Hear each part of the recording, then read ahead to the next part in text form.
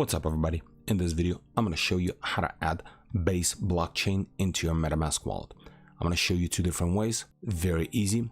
One of the ways, if you already have your MetaMask updated to the latest version, you can just update with a few clicks. And the second way, how manually to add Base system into MetaMask. So first, if you already have the latest version of MetaMask, what you need to do, just open up your MetaMask wallet and then press on the little three buttons in the top right corner and then press on settings. And then in here, we just need to press on networks and then add network. New page is gonna appear. And then in here, you will see Base mainnet and just press on add. And then this window is gonna appear and then just press on approve and that's it. Base mainnet is going to be added. But let's say if by some reason you have older version or you don't see this option, so here's what you can do. We're going to press cancel right here.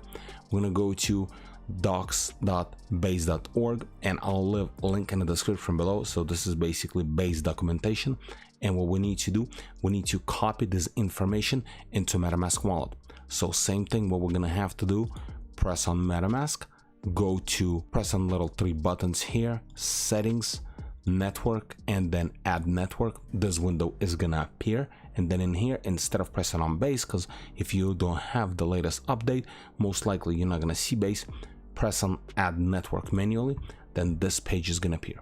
So let me split the screen so we can copy and paste really quick. So just network name, description, RPC, chain ID, currency symbol, and block explorer. Actually, we don't have to type description. And then press on save. Once you do that, it's gonna add Base chain to your MetaMask. That press on got it, and then switch to the Base chain.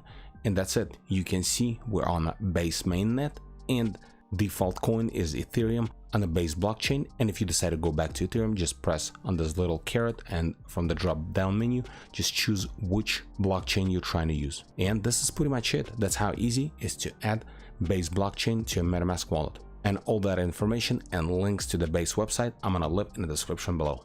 Thanks for watching.